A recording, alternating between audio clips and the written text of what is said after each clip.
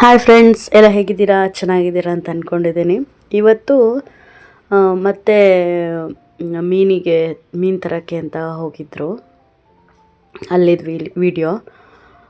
ಹಿಂದಿನ ದಿನ ಜಾತ್ರೆ ಇತ್ತು, ನೈಟೆಲ್ಲ ಹೋಗಿ ಬಂದು ಮತ್ತೆ ಬೆಳಗ್ಗೆ ಮೀನು ಇದ್ದಾರೆ ಅಂತ ಹೇಳಿದರು. ಫೋನ್ ಮಾಡಿ ಕೇಳಿದಾಗ ಹಾಗಾಗಿ ಮೀನು ತೊಗೊಂಬರೋಕ್ಕೆ ಅಂತ ಹೋಗಿದ್ದರು.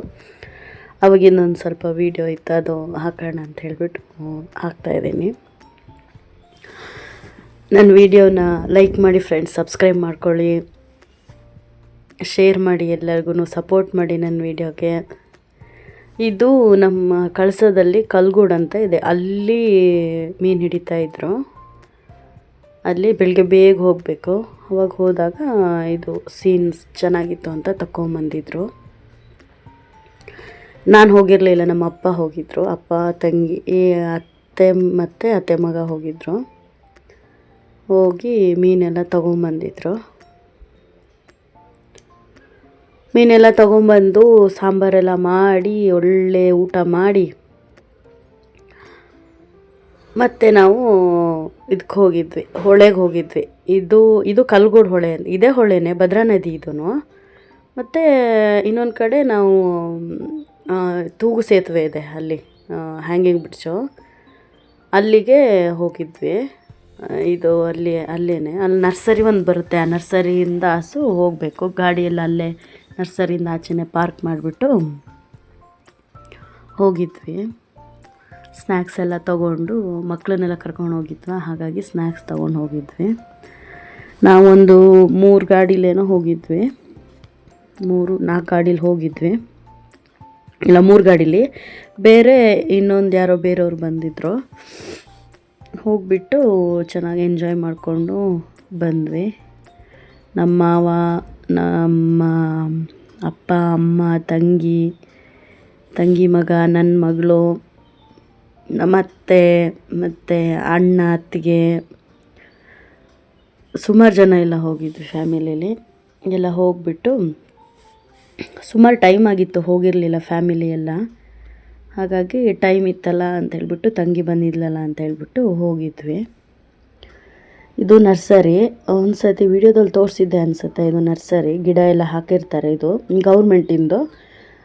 ಮತ್ತು ಬೇಕಾದರೆ ಇದನ್ನು ಮೋಸ್ಟ್ಲಿ ತೊಗೊಬೋದು ಅನಿಸುತ್ತೆ. ಗಿಡಗಳು ದುಡ್ಡು ಕೊಟ್ಟು ತೊಗೊತಾರೆ. ಲೋಡಾಗಿ ಹೋಗ್ತಾ ಇರುತ್ತೆ ಎಲ್ಲಿಗಾದರೂ, ಬೇರೆ ಕಡೆಗೆ ಏನೋ ಗೊತ್ತಿಲ್ಲ. ಪ್ರೈವೇಟಾಗಿ ತೊಗೊಬೋದಾ ಅಥವಾ ಗೌರ್ಮೆಂಟ್ ಏರಿಯಾಗಳಿಗೆ ಮಾತ್ರ ಅದು ನೆಡೋಕ್ಕೋಸ್ಕರ ಯೂಸ್ ಮಾಡ್ತಾರೆ, ನನಗೆ ಸರಿ ಗೊತ್ತಿಲ್ಲ. ಅಂತೂ ಬೀಟೆ, ಸುಮಾರೆಲ್ಲ ಥರ ಗಿಡ ಎಲ್ಲ ಹಾಕಿರ್ತಾರೆ. ಇದು ಪೇರ್ಲೆ ಮರ. ಇದು ಇನ್ನೂ ಸಣ್ಣ ಕಾಯಿ ಆಗ್ತಾಯಿದೆ ಅಷ್ಟೇ.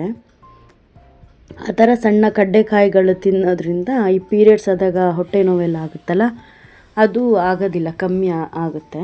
ಮತ್ತು ಕೂದಲು ಉದ್ರೋದೆಲ್ಲ ಸ್ವಲ್ಪ ಕಮ್ಮಿ ಆಗುತ್ತೆ ಈ ಥರ ಕಡ್ಡೆ ತಿನ್ನೋದ್ರಿಂದ. ಈ ಪೇರ್ಲೆ ಮರದ್ದು ಎಲೆ ಬರುತ್ತಲ್ಲ, ಅದನ್ನು ಚೆನ್ನಾಗಿ ನೀರಲ್ಲಿ ಹಾಕಿಬಿಟ್ಟು ಕುದಿಸಿ ಸೀರಮ್ ಥರ ಮಾಡಿ ಒಂದು ಬಾಟ್ಲಿಗೆ ಹಾಕ್ಕೊಂಡು ಸ್ನಾನಕ್ಕಿಂತ ಮುಂಚೆ ಅಥವಾ ಸ್ನಾನ ಆದಮೇಲಾದ್ರೂ ಸ್ಪ್ರೇ ಮಾಡಿಕೊಂಡ್ರೆ ಕೂದಲೆಲ್ಲ ತುಂಬ ಚೆನ್ನಾಗಿ ಬರುತ್ತೆ. ಅಂದರೆ ಇವತ್ತೇ ಹಾಕಿಬಿಟ್ಟು ನಾಳೆಗೆ ರಿಸಲ್ಟ್ ಬರಲ್ಲ.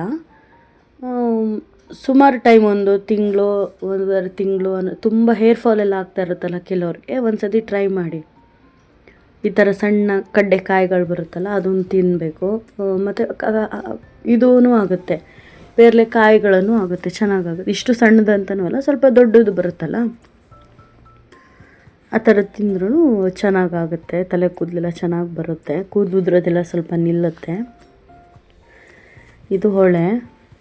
ಇದಕ್ಕೆ ವಸಿಷ್ಠ ತೀರ್ಥ ಅಂಥೇಳಿ ಕರೀತಾರೆ. ನಾನೊಂದು ಸತಿ ಮೀನು ತೊಗೊಳಕ್ಕೆ ಅಂತ ಇಲ್ಲೇ ವೀಡಿಯೋ ಮಾಡಿದ್ದೆ ಅಲ್ಲ, ಇಲ್ಲೇ ವಸಿಷ್ಠ ತೀರ್ಥ ಅಂತ ಹೇಳ್ತಾರೆ. ಅಲ್ಲಿ ಹೋಗಿದ್ವಿ ಮಕ್ಕಳನ್ನೆಲ್ಲ ಕರ್ಕೊಂಡು, ಚೆನ್ನಾಗಿತ್ತು. ಸೀನೆಲ್ಲ ಮಾತ್ರ ಭಾಳ ಚೆನ್ನಾಗಿರುತ್ತೆ. ಇಲ್ಲೇ ಅಕ್ಕಪಕ್ಕದಲ್ಲಿ ಸುಮಾರು ಹೋಮ್ ಸ್ಟೇಗಳೆಲ್ಲ ಇದ್ದಾವೆ. ಸುಮಾರು ಜನ ಎಲ್ಲ ಬರ್ತಾರೆ ಇಲ್ಲಿ, ಟೂರಿಸ್ಟು. ಹೋಮ್ ಸ್ಟೇಲಿ ಇದ್ಬಿಟ್ಟು ಇಲ್ಲೆಲ್ಲ ಸೀನರಿ ಎಲ್ಲ ನೋಡ್ಕೊಂಡು ಹೋಗ್ತಾರೆ. ದೊಡ್ಡ ಹ್ಯಾಂಗಿಂಗ್ ಬ್ರಿಡ್ಜ್ ಇದೆ ಅಲ್ಲಿ, ಅಲ್ಲಿಂದ ಕಾಣಿಸುತ್ತೆ ಹೊಳೆ ಎಲ್ಲ, ಹಾಗಾಗಿ ಅಲ್ಲೂ ಎಲ್ಲ ಬರ್ತಾರೆ.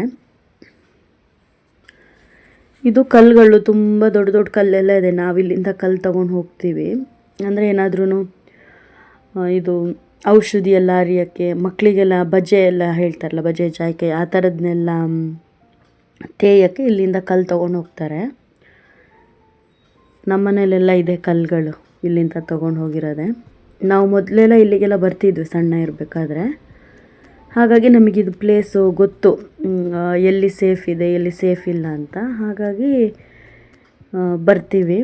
ಏಕಾಏಕಿ ಬಂದುಬಿಟ್ಟು ಒಂದೇ ಸತಿ ಇಳಿಯೋಂಗಿಲ್ಲ ಈ ಹೊಳೆಯಲ್ಲಿ, ಯಾಕಂದರೆ ತುಂಬ ಗುಂಡಿ ಎಲ್ಲ ಇದೆ. ಈ ಭದ್ರಾ ನದಿಲಿ ತುಂಬ ಗುಂಡಿಗಳೆಲ್ಲ ಇದ್ದಾವೆ.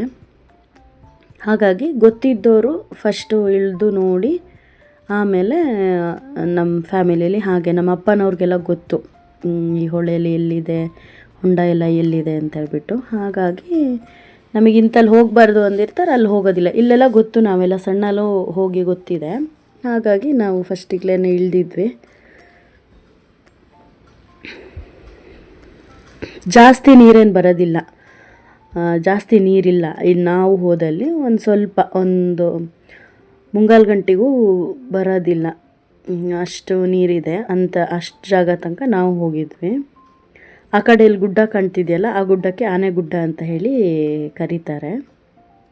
ಅಂದರೆ ಸ್ವಲ್ಪ ಅದು ನೋಡೋಕ್ಕೆ ಆನೆ ಶೇಪ್ ಇದೆ ಅನ್ನೋದಕ್ಕೋಸ್ಕರ ಅದು ಆನೆಗುಡ್ಡ. ಅಂದರೆ ನಾವು ಇಲ್ಲಿಂದ ನೋಡೋ ಇದರಲ್ಲಿ ಮಾತ್ರ ಅದು ಆನೆಗುಡ್ಡ ಆ ಥರ ಶೇಪಲ್ಲಿ ಕಾಣಿಸುತ್ತೆ. ಸ್ವಲ್ಪ ಬೇರೆ ಕಡೆ ಹೋಗಿ ನೋಡಿದ್ರೆ ಅದು ಆನೆಗುಡ್ಡ ಥರ ಶೇಪ್ ಕಾಣಿಸಲ್ಲ. ಇಲ್ಲಿಂದ ಕಾಣೋದ್ರಿಂದ ನಾವಿಲ್ಲಿ ಆನೆಗುಡ್ಡ ಅಂತ ಹೇಳಿ ಕರಿತೀವಿ. ನಮ್ಮ ಅಣ್ಣ ನನ್ನ ಮಗಳು ನೀರಿಗೆ ಅದ್ದಿ ತೆಗಿತಾ ಇದ್ದ, ಆಟ ಆಡಿಸೋದು. ಮಕ್ಕಳಿಗೆ ಶೀತ ಎಲ್ಲ ಆಗಿತ್ತು ಅಂದ್ರೂ ನೀರಲ್ಲಿ ಆಡಿಸೋದು. ಅಪರೂಪಕ್ಕೆ ಬರೋದಲ್ವಾ, ಏನು ದಿನ ಬರೋದಿಲ್ಲ. ಶೀತ ಯಾವಾಗಲೂ, ಹುಷಾರಿಲ್ಲ ಯಾವಾಗಲೂ ಇರುತ್ತೆ. ಹಾಗಾಗಿ ಮಕ್ಕಳನ್ನೆಲ್ಲ ಒಂದು ಸ್ವಲ್ಪ ನೀರಿಗೆಲ್ಲ ಆಟ ಆಡಿಸಿ ಕರ್ಕೊಂಡು ಹೋಗೋಣ ಅಂತ ಬಂದಿದ್ವಿ.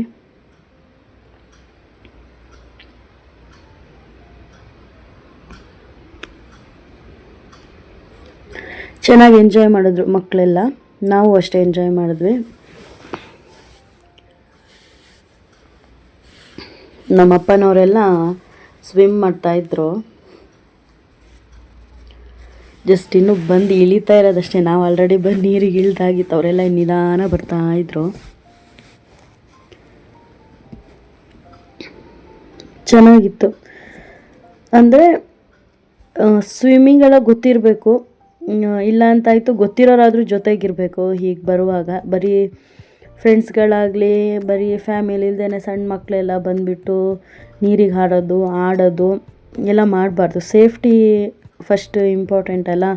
ಏನಾದರೂ ಆಗಿಬಿಟ್ರೆ ನಮ್ಮ ಈ ಭದ್ರಾ ನದಿಲಿ ವರ್ಷಕ್ಕೆ ಸುಮಾರು ಕೇಸಸ್ ಆಗುತ್ತೆ. ಅಂದರೆ ಟೂರಿಸ್ಟ್ಗಳು ಬರೋದು ಲೋಕಲ್ಸ್ ಕಮ್ಮಿ, ಯಾಕಂದರೆ ಗೊತ್ತು ಇಲ್ಲಿ ಈ ತುಂಬ ಗುಂಡಿ ಎಲ್ಲ ಇದ್ದಾವ. ಒಂದು ಸ್ವಲ್ಪ ಜಸ್ಟ್ ಕಾಲು ಜಾರಿದ್ರೂ ಸಾಕು, ಏನಾದರೂ ಅವಘಡಗಳಾಗ್ತವೆ. ಹಾಗಾಗಿ ಲೋಕಲ್ಸ್ ಎಲ್ಲ ಅಷ್ಟು ಬರೋದಿಲ್ಲ. ಆದರೆ ಟೂರಿಸ್ಟ್ಗಳು ಮಾತ್ರ ಬಂದರೆ ಸ್ವಲ್ಪ ಅವಘಡಗಳು ಜಾಸ್ತಿ ಆಗ್ತವೆ. ಹಾಗಾಗಿ ಫಸ್ಟು ಸೇಫ್ಟಿ ನೋಡ್ಕೊಂಡ್ಬಿಟ್ಟು ಆಮೇಲೆ ನಮ್ಮೂರು ಭದ್ರಾ ನದಿ ಇಳಿಯೋದಾದರೆ ಫಸ್ಟು ಸೇಫ್ಟಿ ನೋಡ್ಕೋಬೇಕು. ಒಂದು ಸ್ವಿಮ್ ಆದರೂ ಬರಬೇಕು. ಎಂಥ ಸ್ವಿಮ್ಮಿಂಗ್ ಬರೋರಾದ್ರೂ ಇಲ್ಲೆಲ್ಲ ಸುಳಿ ಅಂತ ಹೇಳ್ತಾರೆ, ಸುಳಿ ಎಲ್ಲ ಇದೆ. ಹಾಗಾಗಿ ತುಂಬ ಜಾಗ್ರತೆಯಲ್ಲಿ ನೋಡಿಕೊಂಡು ಇಲ್ಲೆಲ್ಲ ಇಳಿಬೇಕಾಗುತ್ತೆ. ಭದ್ರಾ ನದಿಯಲ್ಲಿ ತುಂಬ ಅವಘಡಗಳಾಗಿದ್ದಾವೆ, ವರ್ಷಕ್ಕೆ ಸುಮಾರು ಆಗ್ತಾ ಇರ್ತವೆ. ಹಾಗಾಗಿ ಸೇಫ್ಟಿ ನೋಡ್ಕೊಂಡ್ಬಿಟ್ಟು ಮಾಡಬೇಕು ಸ್ವಿಮ್ಮಿಂಗು. ಹಂಗೆಲ್ಲ ಚೆನ್ನಾಗಿದೆ. ಇಲ್ಲಿ ಆ ಜಾಗ ತೋರಿಸ್ತಿದ್ದೀನಲ್ಲ, ಅಲ್ಲಿ ತನಕನೂ ಸ್ವಲ್ಪ ನಡ್ಕೊಂಡೇ ಹೋಗ್ಬೋದು. ಒಂದು ಮುಂಗಾಲು ಗಂಟೆ ತನಕ ಏನೂ ನೀರು ಬರೋದಿಲ್ಲ. ಹಾಗೆ ಚೆನ್ನಾಗಿತ್ತು. ಮಳೆಗಾಲ ಅಲ್ವಲ್ಲ, ಹಾಗಾಗಿ ನೀರು ಫುಲ್ ಕ್ಲಿಯರ್ ಆಗಿತ್ತು. ಮಳೆಗಾಲದಲ್ಲಾದರೆ ಸುಮಾರು ನೀರಿರುತ್ತೆ ಫುಲ್. ಅಲ್ಲಿ ಮೇಲ್ ತನಕ ನಾನು ಕಲ್ಲೆಲ್ಲ ತೋರಿಸಿದ್ನಲ್ಲ, ಅಲ್ಲೆಲ್ಲ ನೀರು ಬಂದಿರುತ್ತೆ. ಈ ಕಲ್ಲೆಲ್ಲ ಫುಲ್ ಮುಚ್ಚೋಗ್ಬಿಟ್ಟಿರುತ್ತೆ. ಮತ್ತು ನೀರು ಇಷ್ಟೊಂದು ಕ್ಲಿಯರ್ ಇರೋದಿಲ್ಲ.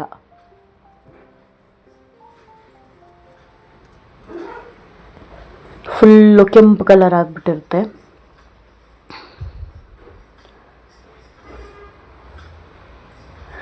ನಾವು ಬಂದಿದ್ದು ಒಂದು ಮಧ್ಯಾಹ್ನ ಮೇಲೆ ಒಂದು 3 ಗಂಟೆ ಮೇಲೆ ಬಂದಿದ್ವಿ, ಸ್ವಲ್ಪ ಬಿಸಿಲು ಕಮ್ಮಿ ಆಗಲಿ ಅಂತ ಹೇಳಿಬಿಟ್ಟು ಮಕ್ಕಳನ್ನೆಲ್ಲ ಕರ್ಕೊಂಬರ್ತಿದ್ವಲ್ಲ ಹಾಗಾಗಿ.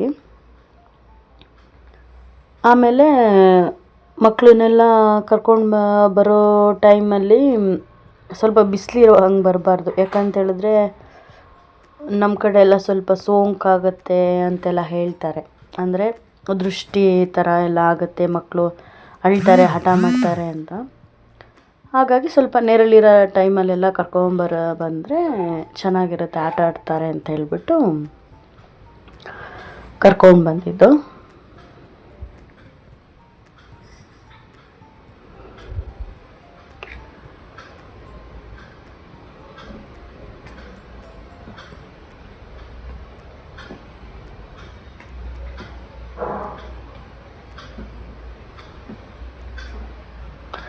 ನಮ್ಮಪ್ಪ ಸ್ವಿಮ್ಮಿಂಗ್ ಮಾಡ್ತೀನಿ ಅಂತ ಹೋಗ್ತಾ ಇದ್ದಾರೆ. ನಿಧಾನಕ್ಕೆ ಹೋಗಿ ಫಸ್ಟು ನೋಡ್ಕೊಂಬರೋಕ್ಕೆ ಎಲ್ಲೆಲ್ಲಿದೆ ಆಳ ಅಂತ ಹೇಳ್ಕೊಂಡು, ಅವ್ರಿಗೆ ಸ್ವಿಮ್ಮಿಂಗ್ ಬರುತ್ತೆ, ಹಾಗಾಗಿ ಸ್ನ್ಯಾಕ್ಸ್ ಎಲ್ಲ ತಂದು ಹಾಕ್ಕೊಂಡಿದ್ರು. ಮಕ್ಕಳಿಗಿಂತ ಜಾಸ್ತಿ ದೊಡ್ಡವರೇ ತಿಂದಿದ್ದಾಯಿತು ಸ್ನ್ಯಾಕ್ಸು.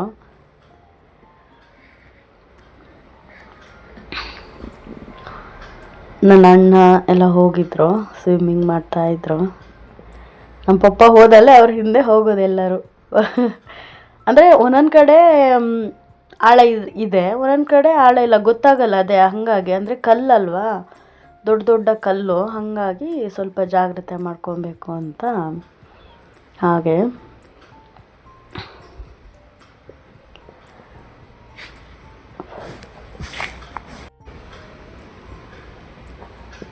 ನಮ್ಮಪ್ಪ ಹಿಂಗೆ ಸ್ವಿಮ್ಮಿಂಗ್ ಮಾಡ್ತಾರೆ ಅಂತ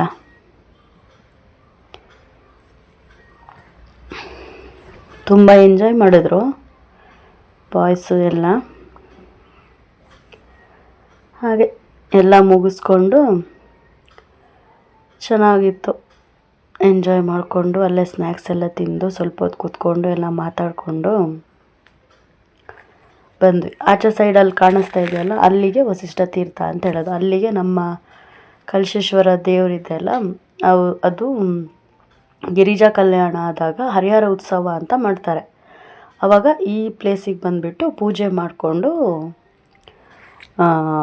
ಅಂದರೆ ಹರಿಹರ ಉತ್ಸವ ಅಂದರೆ ಅದೇ ಪಾರ್ವತಿ, ಅದೇನೋ ಒಂದು ಸ್ಟೋರಿ ಇದೆ, ಆ ಥರ ಪಾರ್ವತಿನ ಹುಡ್ಕೊಂಡ್ಬಿಟ್ಟು ಈಶ್ವರ ದೇವರು ಬರೋದು, ಹಾಗೆ ಆ ಥರ ಸ್ಟೋರಿ ಇದೆ. ಹಾಗಾಗಿ ಇಲ್ಲಿ ಬರ್ತಾರೆ ಅವಾಗ ಅಲ್ಲಿ ಪೂಜೆ ಆಗುತ್ತೆ. ಎಲ್ಲ ಸ್ವಿಮ್ಮಿಂಗ್ ಮುಗಿಸಿ ಬಂದರು ಮೇಲೆ. ಚೆನ್ನಾಗಿತ್ತು. ಹೀಗೆ ಒಂದು ಸ್ವಲ್ಪ ಫ್ಯಾಮಿಲಿ ಜೊತೆ ಯಾವಾಗಲಾದರೂ ಟೈಮ್ ಕೊಡಬೇಕು. ನಾನು ನನ್ನ ತಂಗಿ ಕೂತಿದ್ವಿ, ನಮ್ಮಪ್ಪ ವೀಡಿಯೋ ಮಾಡ್ಕೊತಾ ಇದ್ರು. ಇದು ನಮ್ಮ ಅತ್ತೆ, ನಮ್ಮಪ್ಪನ ಅಕ್ಕ.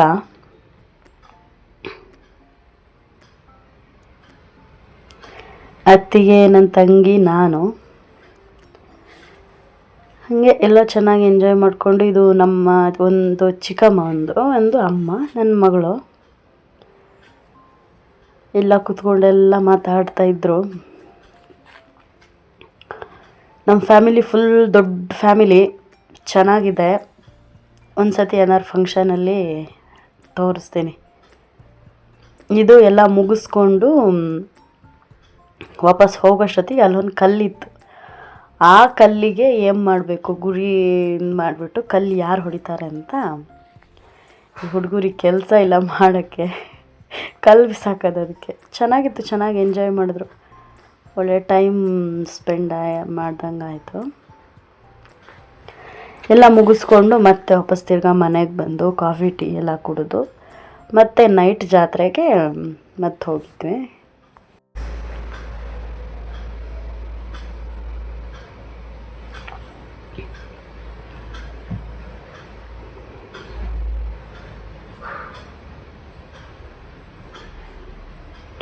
ನನ್ನ ಮಗಳು ಕಲ್ಲನ್ನೆಲ್ಲ ರಾಶಿ ಮಾಡಿ ಹಿಡ್ಕೊಂಡು ಬರ್ತಾಯಿದ್ಲು. ಮನೆ ತುಂಬ ಕಲ್ಲು ತಂದು ಹಾಕಿಟ್ಟಿದ್ದಾಳೆ ಇವಾಗ. ಕೆಲವ್ರು ಹೇಳ್ತಾರೆ ಕಲ್ಲು ತರಬಾರ್ದು, ಹೊಳೆ ಹತ್ರದ್ದು, ಹಂಗೆ ಹಿಂಗೆ ಅಂತ. ಇರ್ಬೋದು, ಆದರೆ ಮಕ್ಕಳು ಕೇಳಬೇಕಲ್ಲ, ಕಲ್ಲಲ್ಲೇ ಆಟ ಅವರಿಗೆ. ಮುಗಿಸ್ಕೊಂಡು ಮತ್ತೆ ಇನ್ನೊಂದು ಕಡೆ ಜಾತ್ರೆ ಅವತ್ತು ನಿನ್ನೆ ಒಂದು ಜಾತ್ರೆದು ಹಾಕಿದ್ನಲ್ಲ, ಇದು ಬೇರೆ ಕಡೆ ಕೆಳಗಡೆ ಬರೀ ಇದು ಜಾಯಿಂಟ್ ವೀಲು ಮತ್ತು ಎಂಥ ಬ್ರೇಕ್ ಡ್ಯಾನ್ಸ್ ಅಂತೆ ಮತ್ತು ಮಕ್ಕಳದೇನೋ ಆಟ ಆಡೋದು ಎಲ್ಲ ಇತ್ತಾ, ಅಲ್ಲಿಗೆ ಬಂದಿದ್ವಿ ನೈಟು. ಅದ್ರದ್ದು ವೀಡಿಯೋ. ತುಂಬ ಜನ ಇದ್ದರು, ಜಾತ್ರೆಗಿಂತ ಜಾಸ್ತಿ ಇಲ್ಲೇ ಜನ ಇದ್ದರು, ಕಾಲು ಹಾಕೋಕ್ಕೆ ಜಾಗ ಇರ್ತಾ ಇರಲಿಲ್ಲ, ಅಷ್ಟು ಜನ ಆಗಿದ್ದರು. ಈ ಸತಿ ಕಳಸ ಜಾತ್ರೆ ಫುಲ್ಲು ಜನ ಇತ್ತು. ಯಾರೆಲ್ಲ ಕಳಸ ಜಾತ್ರೆಗೆ ಬಂದಿದ್ರಿ ಕಮೆಂಟ್ ಮಾಡಿ ಫ್ರೆಂಡ್ಸ್, ನೋಡೋಣ.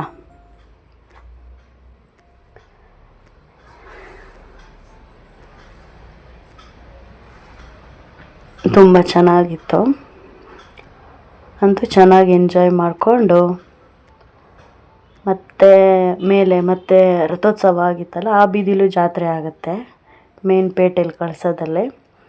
ಅಲ್ಲಿಗೊಂದು ರೌಂಡ್ ಹೋಗಿ ಮತ್ತು ಸೀದಾ ನೈಟು ಮನೆಗೆ ಹೋದ್ವಿ. ನಾವು ಹೋಗೋಷ್ಟೊತ್ತಿಗೆ ಲೇಟ್ ಆಗಿತ್ತು ಫ್ರೆಂಡ್ಸ್.